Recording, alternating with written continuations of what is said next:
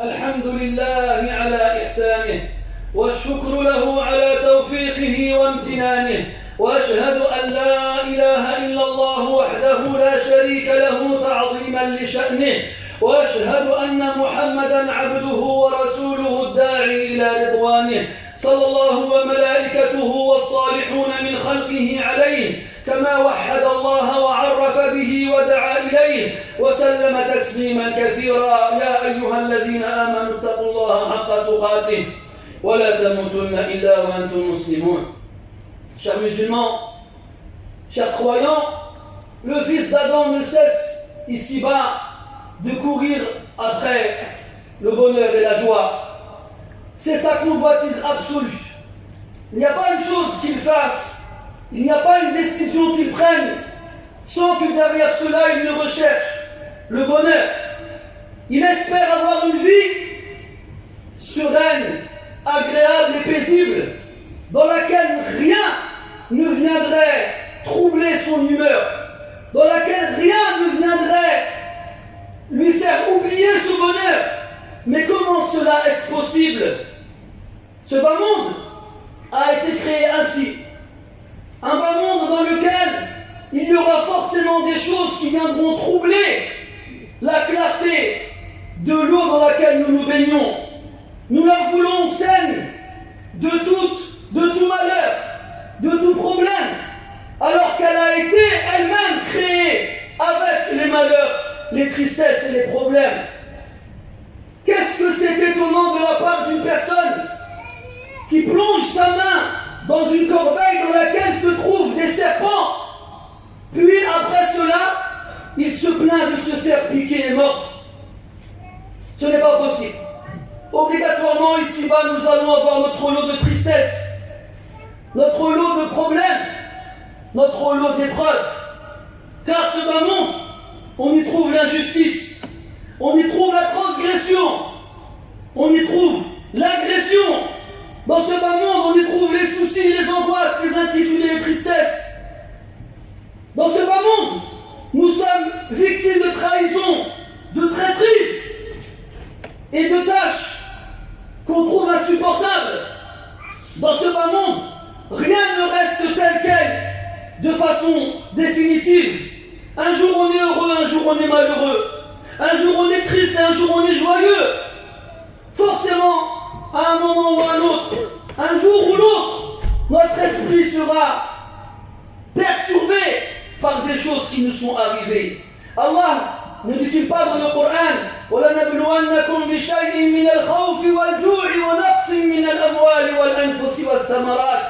Et très certainement, nous allons vous éprouver بِشَيْءٍ, avec un peu, avec quelque chose. Ce n'est pas une épreuve totale, ce n'est pas une épreuve complète, parce qu'Allah nous a créés faibles et nous connaît. Et c'est pour cela que lorsqu'il nous éprouve, c'est avec un peu de peur, avec un peu de faim, en réduisant autour de nous nos subsistances, les gens que nous connaissons et nos biens. Obligatoirement, nous allons être éprouvés. Allah dit dans le Coran وَنَبْلُوكُمْ بِالشَّرِّ وَالْخَيْرِ فِتْنَةً. Et nous allons vous éprouver dans le mal et dans le bien comme tentation. Et vous remarquez bien entendu qu'Allah Ta'ala a commencé en évoquant le mal avant le bien, pour que l'être humain soit conscient que les épreuves qui le toucheront en général seront dans le mal. Chers musulmans, le prophète alayhi salatu wassalam avait l'habitude d'invoquer Allah subhanahu wa ta'ala en lui demandant de le protéger contre les soucis et contre la tristesse. Al-ham wal-hazan. Et le prophète alayhi salatu wassalam, comme vous le savez tous, a eu plusieurs enfants. Et le dernier de ses enfants était un garçon qui répondait au nom de Ibrahim. 1 an et demi après sa naissance, il assiste, le prophète alayhi salatu wassalam, à la mort de ce petit garçon qui est le sien. Et alors qu'il assiste à la sortie de son âme, ses larmes coulent. Et les compagnons radiyallahu anhum s'étonnent. Et alors le prophète leur dit, alayhi salatu wassalam, les larmes coulent et le cœur est triste. Mais nous ne disons que ce qui satisfait notre Seigneur. Et certes, nous sommes tristes à devoir nous séparer de toi, ô Ibrahim. Le prophète, alayhi salatu wassalam, qui est l'être humain qu'Allah Ta'ala préfère par-dessus tous les êtres humains, n'a pas échappé à l'amertume de la tristesse. Et il a ressenti, il a connu. Qui alors en dehors de lui pouvait penser y échapper? C'est impossible.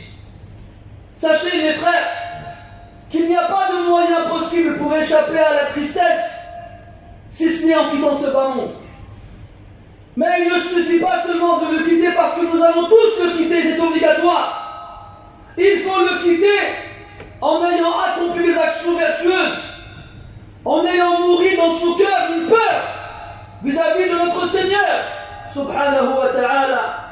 C'est seulement dans ces conditions-là que nous serons enfin préservés à jamais de la tristesse.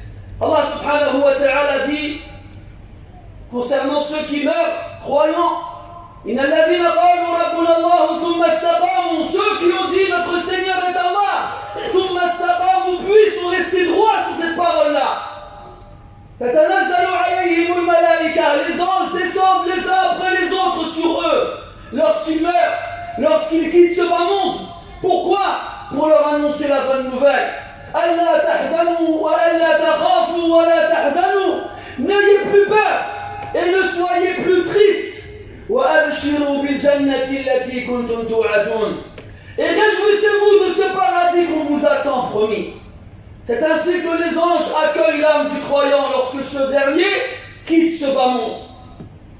Et dans l'au-delà, lorsqu'Allah les fera rentrer au paradis, que diront-ils? Alhamdulillahi alladhi yadhhaba 'anna al-hazan. Que soit loué Allah, celui qui a fait partir de nous la tristesse. C'est seulement là qu'il n'y aura plus de tristesse. Seulement lorsqu'on sera mort, en ayant quitté ce bas monde avec des bonnes actions, en voyant les anges descendre les uns après les autres du ciel, avec des visages radieux, desquels émanent des parfums extraordinaires, et qui se battent pour accueillir notre âme, afin de s'élever avec à travers les cieux. C'est seulement le jour de la résurrection, lorsqu'on recevra notre registre d'action dans la main droite, que le cœur se remplira de joie, une joie qui fera oublier sur le champ toute tristesse, comme si jamais de notre vie on avait connu la tristesse. C'est seulement à ce moment-là que nous ferons nos adieux à la tristesse. C'est seulement à ce moment-là qu'on ressentira une joie qui jamais ne sera suivie par de la tristesse. Allah dit dans le paradis, Wujuhu yawmaidhin musfira, des visages ce jour-là seront resplendissants, Dahikatun mustabshira, souriant et se réjouissant. Allah Ta'ala dit du croyant qui recevra son livre dans sa main droite, فَأَمَّا مَنْ أُوتِيَ كِتَابَهُ بِيَمِينِهِ, quant à celui qui recevra son livre dans sa main droite, فَسَوْفَ يُحَاسَبُ حِسَابًا يَسِيرًا, alors on le jugera d'un jugement aisé et simple, facile. وَيَنْقَلِبُ إِلَى أَهْلِهِ مَسْرُورًا, et il retournera auprès des siens, heureux et joyeux. Et Allah dit subhanahu wa ta'ala, concernant les gens du paradis, il les appelle comme étant alladhina sa'idu walladhina su'idu qira'atan, ceux qui sont heureux ou ceux qu'on a rendus heureux. Wa alladhina sa'idu fa fil jannah, quant à ceux qui seront heureux, qu'Allah Ta'ala a rendu heureux, alors ils seront au paradis. خالدين فيها ما دامت السماوات والأرض إلا ما شاء ربك, ils y demeureront éternellement. عطاء غير مجذوذ, un don qui n'a pas de fin, un don qui n'a pas de limite. C'est ça la vraie joie, c'est ça le vrai bonheur. Quant au bonheur d'ici-bas, le bonheur mondain, wallah, il est trompeur, wallah, il est illusoire, et nous nous faisons avoir lorsqu'on voit autour de nous, que ce soit en direct ou à la télé ou sur nos téléphones, sur internet, on voit des gens qui ont des villas, on voit des gens qui ont des belles voitures, on voit des gens qui ont des beaux vêtements. Alors on les voit rire, et on les voit manger ce qu'ils veulent, et on les voit voyager quand ils veulent, et on les voit éprouver de la joie, et on les envie. On les envie parce qu'on a l'impression que c'est ça la joie, que c'est ça le bonheur. Wallahi, thumma wallah, que ce n'est qu'un bonheur trompeur. Ce n'est qu'un bonheur trompeur. Ne soyons pas trompés par ces illusions, parce que déjà, ce bonheur en apparence est temporaire. Puis il sera suivi pour ces gens-là s'ils sont morts en dehors de là, sans avoir eu la foi, sans avoir fait des actions vertueuses. Ce bonheur-là sera suivi par un malheur éternel et définitif. En plus de cela, ces gens-là, quand on les voit, et ça c'est un peu le problème et le piège des réseaux sociaux, cette nouvelle mode où chaque fois que je fais quelque chose de bien, je le prends en photo et je l'envoie. Ah, je suis au restaurant. Ah, je suis à Dubaï. Ah, je me suis acheté une nouvelle paire de basket. Ah, je suis à New York. Et les gens, quand ils suivent ça, ils ont l'impression que ces personnes-là, leur vie entière, elle est comme ça. Mais quand lui, il est tout seul chez lui en train de pleurer, parce qu'il a des insomnies, et donc qu'il ne connaît pas le sommeil, ou bien il a des dépressions, et il ne connaît pas la joie, tu crois qu'il se prend en photo en te disant « Regarde ma dépression, regarde mon insomnie, regarde ma maladie ». Non. Mais nous, comme nous sommes accrochés à ce bas monde, on ne voit que la partie apparente de l'iceberg. En oubliant que les photos qu'il ne prend pas sont plus révélatrices de sa réalité que les photos qu'il prend et qu'il envoie. Mais nous sommes tellement naïfs que nous y croyons. Alors après, on regarde notre propre vie, on se regarde chez nous, on regarde notre voiture, on regarde notre salaire et on est dégoûté. On se dit, c'est quoi cette vie-là? Eux, les gens, ils profitent, ils n'en profitent pas. Là, voilà. Le croyant ne se fait pas voir comme ça. Le croyant, lui, il croit en l'au-delà, un monde éternel qui n'a pas de fin. Et c'est pour lui qu'il travaille. Wallah, mon frère, si je te disais que je vais te mettre dans une prison dont chaque brique est un lingot d'or, les barreaux seront faits en diamant, je te servirai du caviar tous les jours, mais tu seras en prison. Wallah, ça ne changera rien. Que les briques soient des lingots d'or et que les barreaux soient faits de diamants, que tu manges du caviar tous les jours, tu resteras en prison. Et ce bas monde est pour le croyant une prison. Ad-dunya sijnul mu'min. Comme le prophète sallallahu alayhi wa sallam, sujinta biha wa anta laha muhibbun, fa kayfa tuhibbu ma fihi sujinta. Tu y as été emprisonné et tu l'aimes. Comment est-ce que tu peux aimer la cellule dans laquelle tu as été emprisonné? Comment? Ne tombez pas dans ce piège. Ne soyez pas trompés par ceux qui en apparence profitent de ce bas monde. Wallahi, qu'ils sont tristes. Wallahi, qu'ils sont malheureux. Et tous les jours, on entend parler de ces gens-là qui se suicident alors qu'ils sont milliardaires. Parce que ce bonheur-là, ils ne l'ont pas trouvé. Ce bonheur qui est un paradis dans lequel le croyant met les pieds ici-bas avant même de mettre ses pieds dans le paradis de l'au-delà, le paradis de la foi. Jannatul Iman. Comme il disait Ibn Taymiyyah rahimahullah ta'ala, inna fi dunya jannatan man lam yadkhulha lam yadkhul jannat al-akhirah. Il y a ici-bas un paradis. Celui qui n'y entre pas ne rentrera pas dans celui de l'au-delà, le paradis de la foi. قال الله عز وجل من عمل صالحا من ذكر أو أنثى وهو مؤمن فلنحيينه حياة طيبة. Quiconque accomplit des actions vertueuses, qu'il soit un garçon, un homme ou une femme, en étant croyant, nous lui ferons vivre une vie agréable, une vie paisible. Wallahi, que même si tu ne manges que des dattes, et que tu ne bois que de l'eau, avec cette foi-là, tu seras le plus heureux sur terre. كان الحسن البصري رحمه الله تعالى يقول: لو يعلم الملوك وأبناء الملوك ما نحن فيه من النعيم لجالدونا عليه بالسيوف. Si les rois et les princes savaient dans quel bonheur nous vivons, ils nous auraient combattu de leurs épées pour nous le prendre. Et ce bonheur, il est accessible à tout le monde. Il est dans la foi, mes frères.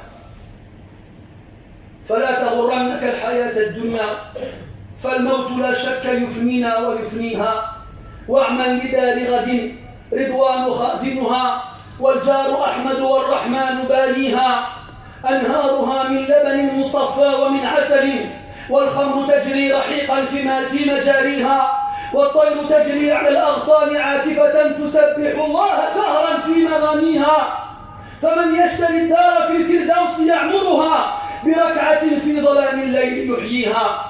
Ne sois pas trompé par ce bas monde. Sans aucun doute, la mort te fera disparaître et le fera disparaître, ce bas monde. Et agis pour la demeure de demain, dont le gardien s'appelle Ridwan, dont le voisin est le prophète, et dont le bâtisseur est Allah subhanahu wa ta'ala. Une demeure dans laquelle les palais sont construits en or et en argent, et dont l'herbe qui y pousse est du safran parfumé. Une demeure dans laquelle coule un flot du lait et du miel épuré, ainsi qu'un vin qui jamais ne te laissera ivre. Une demeure dans laquelle les oiseaux volent librement de branche en branche en chantant les louanges d'Allah subhanahu wa ta'ala clairement. Celui qui veut acheter une demeure là-bas, qu'il la paye avec des prières dans les ténèbres de la nuit. نسأل الله سبحانه وتعالى بأسمائه الحسنى وصفاته العلى ألا يجعلنا ممن اغتر بهذه الدنيا. اللهم اجعلنا من أبناء الآخرة ولا تجعلنا من أبناء الدنيا. اللهم اجعلنا عند البلاء من الصابرين وعند النعماء من الشاكرين ولا تجعلنا ممن استهوتهم الشياطين فشغلتهم بالدنيا عن الدين فأصبحوا من الخاسرين. اللهم لا تجعلنا من الخاسرين. اللهم لا تجعل الدنيا أكبر همنا ولا مبلغ علمنا ولا إلى النار مصيرنا يا أكرم الأكرمين. اللهم اغفر للمسلمين والمسلمات والمؤمنين والمؤمنات الأحياء منهم والأموات إنك سميع قريب مجيب الدعوات. اللهم اغفر لآبائنا وأمهاتنا. اللهم ارحمهما كما ربونا صغارا. اللهم اسمح لنا من حق الوالدين.